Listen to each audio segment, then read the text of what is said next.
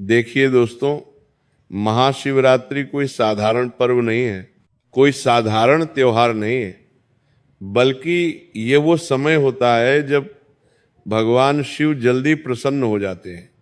और जब शिव खुश होते हैं तो उनके साथ साथ माँ लक्ष्मी भी उस घर की तरफ देखने लगती है। जी हाँ। अब दोस्तों देखिए, जो गुप्त चीज मैं आपको इस वीडियो में बताऊंगा वो गुप्त चीज भगवान शिव के साथ सीधे माता लक्ष्मी से भी संबंध रखती है। तो आखिर वो गुप्त चीज कौन सी है, आपको कहाँ पर मिलेंगे, और उस गुप्त चीज को आपको अपने घर में किस स्थान पर रखना है, कैसे रखना है, ये सब बातें मैं आपको इस वीडियो में बताऊंगा।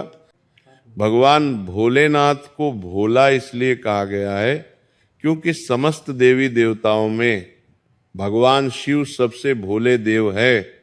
वे भक्तों की मनोकामनाओं को जल्दी पूर्ण करते हैं और भक्तों की ज्यादा परीक्षा नहीं लेते हैं। जी हाँ। अब दोस्तों, बहुत से लोग सोचते हैं कि पैसा आने के लिए बड़ा उपाय चाहिए, लेकिन ये सोच पूरी तरह से गलत है। बहुत लोग सोचते हैं कि बड़े उपाय करूंगा तो बड़ा पैसा आएगा, लेकिन सच यह है कि बड़े चमत्कार हमेशा छोटी छोटी चीजों से शुरू होते हैं। क्योंकि दोस्तों देखिए, उन छोटी छोटी चीजों में ही भगवान की दिव्य शक्तियां समाहित होती हैं। जी हाँ दोस्तों, शिव वैरागी है और उन्हें सादगी पसंद है, और लक्ष्मी चंचल है, उन्हें स्थिरता पसंद है। तो जब सादगी और स्थिरता एक साथ किसी घर में देखती है एल, तो माँ लक्ष्मी उस घर में रुक जाती है। इसी कारण दोस्तों, पुराने समय में शिवरात्रि से पहले एक बहुत ही साधारण लेकिन गुप्त चीज घर में लाई जाती थी, जिसकी कीमत आज के इस कलयुग में भी सिर्फ एक होती है, लेकिन उसका असर ऐसा होता है कि धीरे धीरे पूरे घर का माहौल बदल जाता है। पहले बेवजह का खर्चे कम होने लगते हैं, फिर रुके हुए काम बनने लगते हैं, फिर सम्मान बढ़ता है, और उसके बाद पैसा आने के रास्ते खुलने लगते हैं। तो दोस्तों देखिए, इसे लोग बाहर से देखकर किस्मत कहते हैं, लेकिन असल में यह भगवान से की व्यवस्था होती है। असल में यह धन की देवी माँ लक्ष्मी का आशीर्वाद होता है और भगवान शिव की कृपा होती है। क्योंकि जो उपाय आज मैं आपको बताने वाला हूँ, उस उपाय में आपको सिर्फ सच्ची श्रद्धा रखना पड़ेगी, सच्ची आस्था रखना पड़ेगी, और भगवान शिव के प्रति अटूट विश्वास रखना पड़ेगा। देखिए, ये चीज बाजारों में ऐसे नहीं खरीदी जाती थी जिसे रोजमर्रा का सामान, बल्कि इसे पूरे मन से बिना जल्दबाजी के शिव का नाम लेते हुए खरीदा जाता है। देखिए, मैं आपको बता दे रहा हूं कि जब आप ये चीज घर में लेकर आओगे तो इसे लाने के बाद न कोई बड़ा मंत्र, न पूजा पाठ, न हवन करना पड़ेगा। बस आपको अपना मन साफ रखना पड़ेगा, मन पवित्र रखना पड़ेगा। और देखिए, सबसे बड़ी चीज है नीयत। नीयत सही होनी चाहिए। कहा गया है कि शिवरात्रि से पहले ये चीज जिस घर में आ जाती है, वहां नकारात्मकता धीरे धीरे खुद से निकलने लगती है। अब देखिए दोस्तों, आपने यहां तक मेरी बातों को सुना। सुनने के बाद आपके मन में सवाल उठना बिल्कुल स्वाभाविक है कि आखिर वो कौन सी चीज है जो इतनी सस्ती होकर भी इतनी असरदार मानी जाती है, इतनी छोटी होकर भी इतने रहस्यमय मानी जाती है। तो अब देखिए, मैं आपका ज़्यादा वक्त नहीं लूँगा, आपको मैं बता देता हूँ कि वह गुप्त बात अब मैं बताने जा रहा हूँ। तो देखिए, वो गुप्त चीज़ सिर्फ एक साबुत कौड़ी है। जी हाँ, वही छोटी सी सफ़ेद कौड़ी जो पहले ज़माने में पैसे की तरह चलती थी। ये कौड़ी दोस्तों माँ लक्ष्मी से जुड़ी हुई मानी जाती है, क्योंकि लक्ष्मी जी समुद्र मंथन से प्रकट हुई थी और कौड़ी भी समुद्र मंथन से ही आती है। इसीलिए दोस्तों इसे माँ लक्ष्मी का प्रतीक माना गया है। अब ध्यान से सुनिएगा कि जो बात मैं बताने वाला हूँ वो बात अब यहीं से शुरू होती है। अब आपके मन में ये सवाल जरूर उठ रहा होगा कि महाशिवरात्रि का पर्व तो भगवान शिव से संबंधित है, लेकिन आप यहाँ पर मुझे कौड़ी का उपाय क्यों बता रहे हैं? तो दोस्तों ध्यान से सुनिएगा, जो चीज अब मैं आपको बता रहा हूं कि देखिए, शिवरात्रि से पहले अगर एक साबुत, बिना टूटी हुई, बिना खंडित हुई एक की सिर्फ कौड़ी खरीदी जाए और उसे लाल कपड़े में बांधकर ऐसे स्थान पर रखा जाए जहां रोज का आना जाना होता हो, तो ये माँ लक्ष्मी को संकेत देता है कि ये घर स्थिर धन का सम्मान करता है। जी हाँ दोस्तों, देखिए आपको क्या करना है कि एक साबुत कौड़ी लेकर आनी है, उस साबुत कौड़ी को एक लाल कपड़े में बांधना है। जी हाँ दोस्तों, में अब ऐसे स्थान पर रखना है आपके घर में जहाँ पर आपका आना जाना होता हो। बस ध्यान रहे कि कौड़ी को गंदे हाथ से न छुए और उसे खेल की चीज ना बनाए और मन में घमंड ना आने दें। जी हाँ दोस्तों, अगर ये सभी सही भाव से किया गया तो शिव जी की कृपा से और माँ लक्ष्मी के आशीर्वाद से पूरे घर की किस्मत संवरने लगती है। अब दोस्तों देखिए, आपको मैंने जो चीज बताई है, जो क्रिया बताई है, ये तो बहुत साधारण है, लेकिन अब इस उपाय के नियम क्या कहते हैं ये जानना आपके लिए बहुत जरूरी है, क्योंकि बिना नियमों के किया गया उपाय, बिना सावधानियों के किया गया उपाय आपके घर को खोखला भी कर सकता है। देखिए, यहाँ पर बात ये जानना जरूरी है कि आखिर इस कौड़ी को आपको घर के किस दिशा में रखना है। उसके बाद इस कौड़ी का अंत में आपको क्या करना है, ये बात मैं आपको बता देता हूँ। अब दोस्ती देखिए, बात आती है दिशा की, जो सबसे ज्यादा जरूरी है। तो इस कौड़ी को कभी भी दक्षिण दिशा में नहीं रखना चाहिए। क्यों नहीं रखना चाहिए? क्योंकि दक्षिण दिशा यम और खर्च की दिशा मानी जाती है। देखिए, सबसे अच्छी दिशा होती है उत्तर दिशा, क्योंकि उत्तर दिशा कुबेर की दिशा है और कुबेर जी का संबंध भगवान शिव और माता लक्ष्मी से विशेष माना गया है।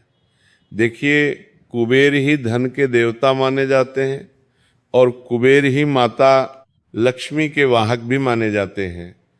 तो अगर आपके घर में उत्तर दिशा उपलब्ध न हो तो उत्तर पूर्व यानी कि ईशान कोण में भी इस साबुत कौड़ी को रखना बहुत अच्छा और बहुत उत्तम माना जाता है। राधे राधे। देखिए, कौड़ी को ऐसे स्थान पर रखना है जहाँ रोज की जिंदगी चलती हो, जैसे ड्राइंग रूम का कोई कोना, घर का पूजा स्थान के पास का हिस्सा, या फिर उस अलमारी का ऊपरी साफ हिस्सा जहाँ पेशी से जुड़े कागज रखे जाते हों।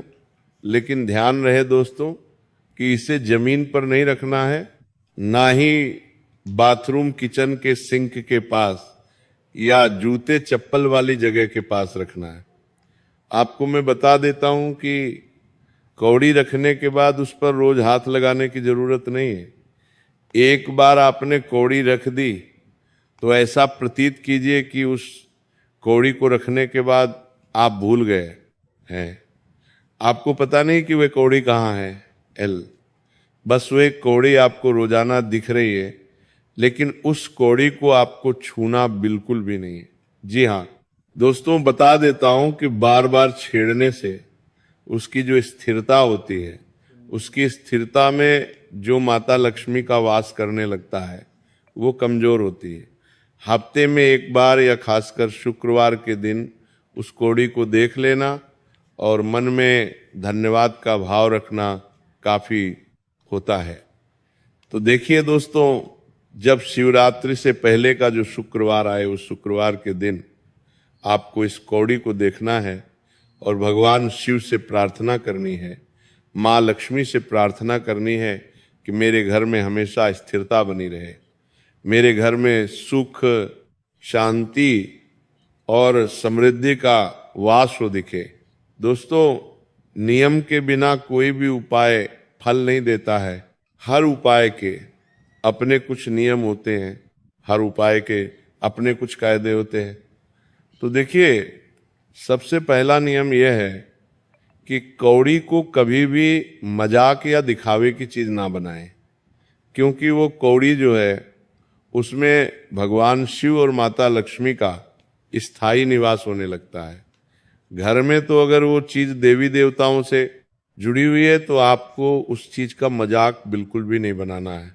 और देखिए, कौड़ी को किसी को ये ना कहे कि मेरे पास ये उपाय है, इससे पैसा आएगा, और इसे मजाक के दिखावे की चीज भी नहीं बनाना है, क्योंकि ऐसा करने से उसका असर धीरे धीरे कम हो जाता है।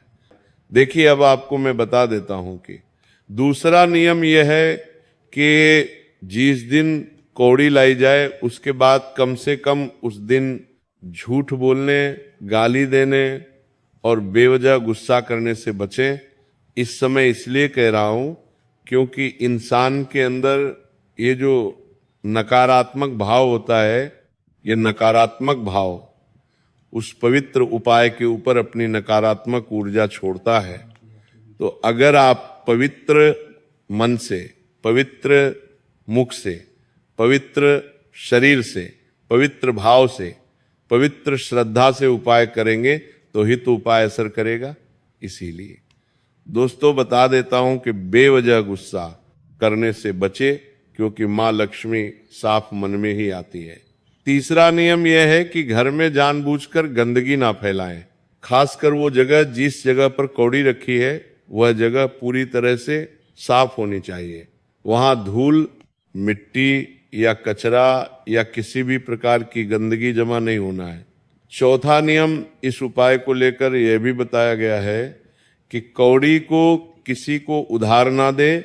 देखिए, ना ही किसी और की कौड़ी अपने घर में रखें, क्योंकि हर घर की ऊर्जा अलग होती है। राधे राधे। हम ये उपाय खुद के भले के लिए कर रहे हैं, तो हमें खुद के भले का ध्यान रखना चाहिए। और बता देता हूं कि कौड़ी उसी घर के हिसाब से काम करती है, जिस घर की ऊर्जा होती है, इसलिए दूसरे के घर की ऊर्जा न लाए।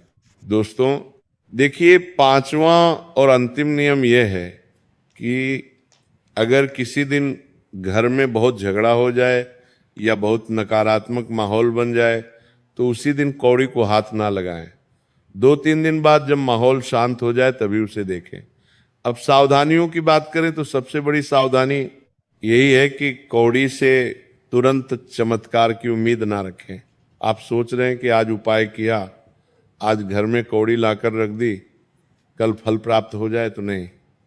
देखिए दोस्तों, ये उपाय धीरे धीरे असर करता है। पहले सोच बदलता है, फिर हालात बदलता है और उसके बाद पैसे का रास्ता खुलता है। दूसरी सावधानी यह है कि कौड़ी को तोड़ना, खो देना या फेंक देना बहुत गलत माना जाता है। ये पाप आप बिल्कुल भी मत कीजिएगा, क्योंकि उस कौड़ी के अंदर भगवान की दिव्य शक्तियां विराजमान हैं। उस कौड़ी के अंदर तुम्हारे घर के नकारात्मक ऊर्जा विराजमान है। तो बता देता हूं कि उसे फेंकने की, तोड़ने की गलती बिल्कुल मत करना। अगर किसी कारण से कौड़ी टूट जाए तो उसे तुरंत बहते पानी में प्रवाहित कर दे और मन में शिव का नाम ले। तीसरी सावधानी यह है कि कौड़ी के साथ लालच ना जोड़े। देखिए, अगर मन में यही चलता रहे कि अब पैसा आएगा, अब फायदा होगा, तो असर कमजोर पड़ जाता है। जब हम कोई उपाय कर रहे हैं तो किसी भी उपाय को हमें लालच के साथ नहीं जोड़ना चाहिए, बस इसे एक आशीर्वाद की तरह मानकर रखें। चौथी सावधानी यह है कि कौड़ी को रखने के बाद मेहनत करना बंद ना करें, क्योंकि भगवान उन्हीं की मदद करते हैं जो खुद भी कोशिश करते हैं। तो ये उपाय रास्ता खोलता है, चलना आपको ही पड़ता है। और पांचवी सावधानी यह है कि किसी और के कहने पर बार बार जगह ना बदलें। एक बार जहां रख दी वहीं रहने दें। बार बार दिशा बदलने से ऊर्जा भ्रमित हो जाती है। अब एक बहुत जरूरी बात जो लोग भूल जाते हैं, वह है इस उपाय की। दोस्तों, सबसे प्रमुख बात है, देखिए, ये इस उपाय का असली असर तब देखता है जब घर में कम से कम एक व्यक्ति ईमानदारी से मेहनत करता हो और किसी का हक ना मारता हो। अगर घर में गलत कमाई आती है तो कौड़ी काम नहीं करती, क्योंकि माँ लक्ष्मी साफ रास्ते से ही आती है। तो दोस्तों, अगर आप अपनी मेहनत पर जोर देंगे तो आपके लिए अच्छा रहेगा। और अब दोस्तों देखिए, अंत में यही समझ लो कान खोलकर कि ये कौड़ी कोई जादू की गोली नहीं, बल्कि एक संकेत है। एक याद देने वाली चीज है कि घर में सादगी, साफ सफाई और सही सोच और भगवान पर भरोसा है। जब ये चारों चीजें साथ आती है तो शिव जी की कृपा और माँ लक्ष्मी का आशीर्वाद अपने आप घर की तरफ चल पड़ता है और धीरे धीरे ऐसा लगता है जैसे बिना शोर किए ही किस्मत सही जगह में, सही दिशा में मुड़ने लगी हो। तो अब मैं आप सभी को बता देता हूं कि हमारे इस उपाय की समाप्ति यहीं पर होती है। सभी धर्म प्रेमियों को राधे राधे। मैं उम्मीद करती हूँ कि आज का सत्संग आपको पसंद आया होगा। अगर पसंद आया है तो हरि भक्ति लहर चैनल को सब्सक्राइब कर ले और कमेंट्स में राधे राधे लिख दीजिए। धन्यवाद।